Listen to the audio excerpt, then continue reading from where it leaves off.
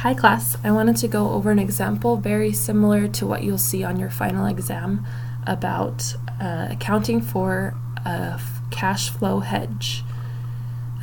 Imagine you are a US-based company named American Company AC. On the original date 11/1/X1, you provide consulting services to a customer for 200,000 FCU foreign currency units with a cash payment due on 2/28/X2.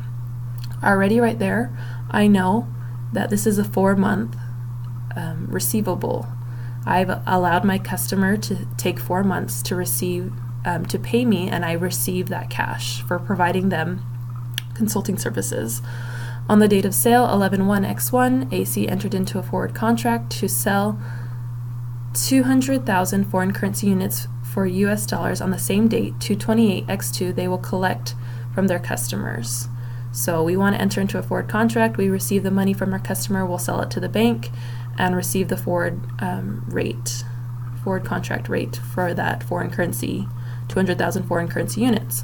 The forward contract is designed as a cash flow hedge, meeting all the criteria of a cash flow hedge. 12% is the annual discount rate at the 12% rate. The PV present value of $1 for 1 month is 0.9901, 2 months 0.9803, 3 months 0.9706, 4 months 0.9610. So those are our present value factors. This is a cash flow hedge, which means our forward contract will move our gains and losses from the income statement, and then we're going to put that into AOCI. So it will not hit our income statement, it'll hit our balance sheet in AOCI. And just talking about a forward contract, we want to enter into a forward contract, lock in at a specific rate so that we don't lose a lot more in the future based on exchange rates. We think that this is a good rate. I want to lock in at this 0.93 because I believe that in 4 months the rate could go a lot further down than 0.93. So I'm willing to take a little bit of a loss, but I can't allow changes in foreign currency rates going up and down to go so far down when I have a receivable, when I have an asset that's exposed to these fluctuations in rates over here. And so I just made a little space for you on that one, but this is your information given. I'm hedging. I want to avoid that risk with this forward contract. And remember, a forward contract, it is like a bond. It's either at a premium or it's at a discount, just like how a bond has a premium or discount. Over here I can see it's going to be a discount since this is a receivable. If I were to receive $1 for 1 foreign currency unit today, I would have a $200,000 US dollar receivable, right? So I have a $200,000 FCU receivable today on 11/1 year 1. If I were to receive that today at a rate of 1-to-1, let's make sure we're using the direct rate, that we can just times it across, make sure they don't give us an indirect rate. They gave me direct rate 1 FCU. Remember our D1 FCU? Yes, this is a direct rate. Yes, I can times this across. If I have 200,000 FCUs, I can times this right across. Will give me $1 in US dollars. So I can times that by 1, and I get 200,000 US dollars. If I were to collect today, I'm not going to collect today. I'm going to collect in 4 months from my customer.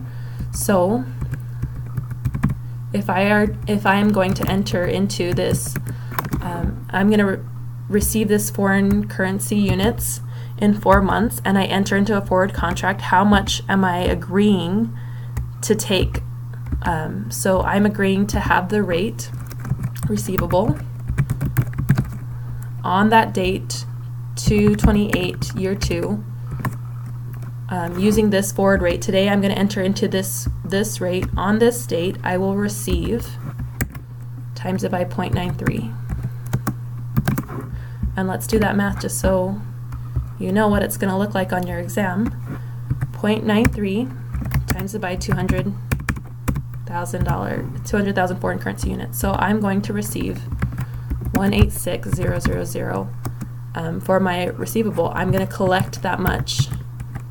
Collect that 200,000 foreign currency units and lock in that rate with my forward contract so that I'm going to ensure that I have $186,000 from my receivable. Yes, it would be better to collect it today, but I'm willing to settle for $186,000 because I'm worried about the risk. It could be a lot lower if I left it unhedged. So, is this a discount or a premium? Premium. I know I'm taking less. This is going to be a discount expense. Discount expense. How much of a discount expense? Let's see, 4 plus 10, 14,000? 14,000, did I do that math correct? I don't know, I better make sure that I'm correct on the exam. Just make sure, 200,000 minus 186,000. Okay, yes, I am correct. 14,000 discount expense. Or I could have just taken this $1 rate minus my 0.93 to get the discount or the premium. So 1 minus 0.93 times it by 200,000. 14,000 discount expense. So I will amortize this over the life of the contract, right? But there is a year end right in between. So we want to capture this this discount expense right at year end. And you'll be asked on this. You'll be asked on this concept for sure. Let's look at it.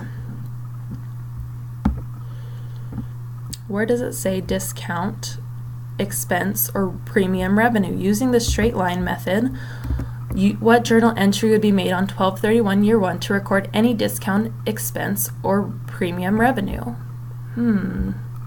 So this was for the whole life of my contract, right? Or the whole life of the receivables from 11/1 year 1 to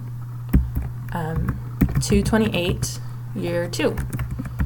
Right in the middle, that 12/31 hits right in the middle, 2 months before and 2 months after. So I'm going to divide this up to amortize it 2 months in December. So what that would look like, using the straight line method, I would have a discount expense. I've incurred half of that because from November 1 to December 31, that's 2 months, I've had half of that 14,000 expense. So I need half of it.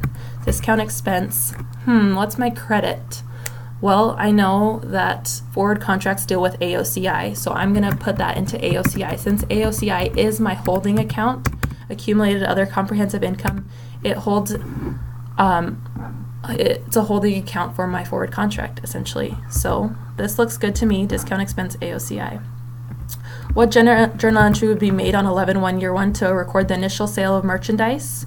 Well, I sold it right here. Initial sales revenue. I knew I was going to have a 200,000 FCU receivable. If I were to collect it today, I would get $200,000 cash, but I still have a receivable.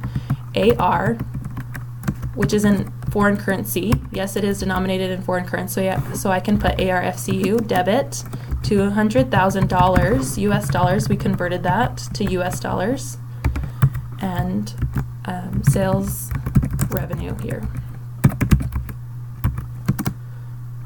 as our credit, 200,000. You've done this before, you should know this.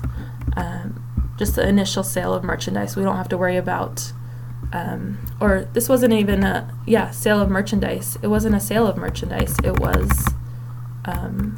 consulting services. Consulting services.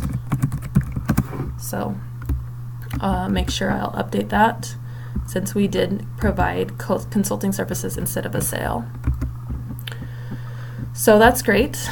That's great. I have done that so far. And then I look at year end. Year end, using the accrual method, we need to update our receivable and we need to update our contract, the fair value of our forward contract. This needs to be updated, our receivable needs to be updated, the fair value of our forward contract needs to be updated, and also our forward contract moves our gains and losses over here, gains and losses from the spot rate, to our AOCI. And we can smooth our income and not have to worry about those gains and losses hitting our income statement. Because we've entered into this forward contract, we've locked in at this rate, so we don't have to worry about these gains and losses. So we'll reverse any gains and losses because of the forward contract. So we can look down at the requirements. What is the journal entry to be made on 12/31, year 1? And let me just pause this to make sure I have enough time.